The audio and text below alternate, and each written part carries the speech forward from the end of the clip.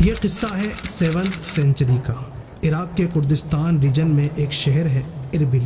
اسی اربل میں اس وقت ایک عظیم حکمران راج کر رہے تھے، سلطان المظفر ابو سعید بن زین الدین۔ یہ شخص صرف ایک سلطان ہی نہیں بلکہ دیندار، پرہیزگار، انصاف پسند، سخی اور بہت ہی سمجھدار انسان تھے۔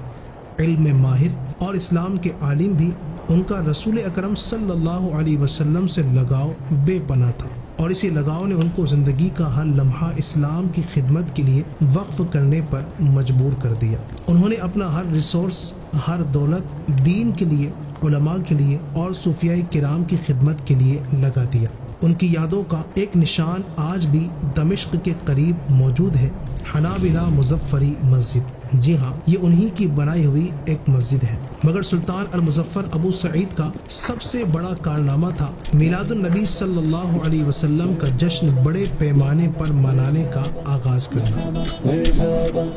آپ آئے تو دنیا منور ہوئی، آپ آئے تو دنیا منور ہوئی، بزم کونین میں عید گھر گھر ہوئی، بزم کونین میں عید گھر گھر ہوئی۔ امام جلال الدین سیوطی رحمۃ اللہ علیہ لکھتے ہیں، رسول اکرم صلی اللہ علیہ وسلم کے میلاد کا جشن بڑے پیمانے پر سب سے پہلے اربل کے بادشاہ نے منایا، اور ان کا نام حکمرانوں کے افضل ترین درجے میں لکھا گیا ہے۔ صرف یہی نہیں، ابن کثیر رحمۃ اللہ تعالی علیہ لکھتے ہیں، سلطان ہر سال رسول اللہ صلی اللہ علیہ وسلم کے میلاد پر عظیم الشان اجتماعات کا انتظام فرماتے تھے۔ اس دور کے مشہور شیخ ابو الخطاب عمر بن دحیہ رحمۃ اللہ علیہ نے میلاد النبی صلی اللہ علیہ وسلم پر ایک کتاب لکھی، التنویر فی مولد البشیر والنذیر۔ اس کتاب کے سلسلے میں سلطان نے انہیں 1000 دینار انعام میں دیے۔ ہر سال 3 لاکھ دینار صرف میلاد کے اجتماعات پر اور 1 لاکھ دینار مہمان نوازی پر خرچ کیے جاتے۔ اتنا ہی نہیں، مورخ ابن خلکان رحمۃ اللہ علیہ تفصیلاً لکھتے ہیں کہ جو میلاد کی محفلیں سلطان کی نگرانی میں ہوتی، ان کا جوش و خروش بیان سے باہر ہوتا۔ ہر سال بغداد، موصل، سنجار اور جزیرہ جیسے شہروں سے ہزاروں لوگ آتے، علماء، صوفیاء، قاری، واعظ، شعراء سبھی اس جشن میں شامل ہوتے۔ محرم سے ربیع الاول تک شہر سج جاتا، 20 سے زیادہ لکڑی کے قبے بنائے جاتے، ہر قبہ 4-5 منزلوں کا ہوتا، اور 12 ربیع الاول کی رات قلعے، عمارتیں، راستے سب ہزاروں چراغوں سے روشن ہو جاتے۔ صبح ہوتے ہی علماء، قاری، شعراء کو تحفے میں لباس دیے جاتے، غریبوں کے لیے ہزاروں کھانوں کا انتظام ہوتا۔ امام شمس الدین یوسف رحمۃ اللہ علیہ لکھتے ہیں، میں نے خود دیکھا سلطان کا دسترخوان کھانے سے بھرا ہوتا، 5000 بنے ہوئے بکرے، 10,000 مرغیاں، 1 لاکھ کٹوریاں دودھ، 30,000 میٹھے کے تھالے سب دسترخوان پر سجتے۔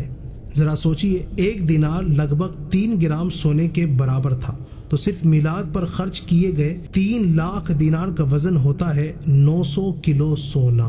اگر آج کے دور میں اس حساب سے اندازہ لگائے تو یہ کروڑوں روپیوں کا جشن تھا، اور یہ سب صرف اور صرف رسول اکرم صلی اللہ علیہ وسلم سے محبت کے اظہار کے لیے تھا۔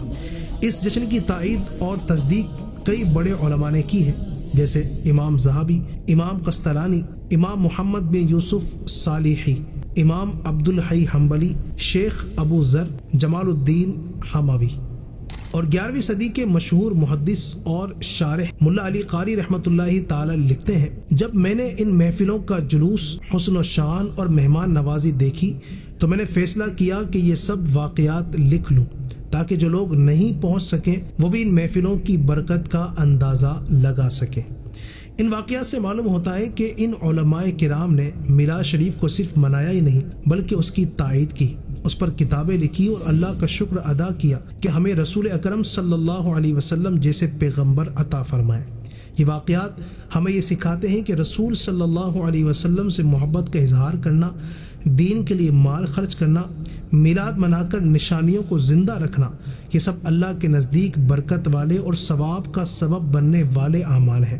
اور اس لیے 12 ربیع الاول کو مسلمان پورے دل سے اللہ کے آخری پیغمبر صلی اللہ علیہ وسلم کے پیدائش کا جشن مناتے ہیں، کچھ لوگ مکہ میں ان کی پیدائش کی جگہ کے قریب یہ دن مناتے ہیں، کچھ ان کے روزے مبارک کی زیارت کرتے ہیں تو کچھ سبز گنبد کے ٹھنڈے سائے تلے میلاد شریف کا انتظام کرتے ہیں۔ کئی لوگ ان کی پیدائش، سیرت، معجزات اور فضائل پر مبنی کتابیں پڑھ کر میلاد مناتے ہیں۔ کچھ لوگ ان کی شان میں نعتیں پڑھ کر، اپنے گھروں کو سجا کر، گلیوں کو روشن کر کے اور صدقہ خیرات دے کر اپنی خوشی کا اظہار کرتے ہیں۔ حقیقت یہ ہے کہ رسول کریم صلی اللہ علیہ وسلم کے میلاد کا جشن اس ہر طرح سے منایا جا سکتا ہے جو شریعت کے خلاف نہ ہو۔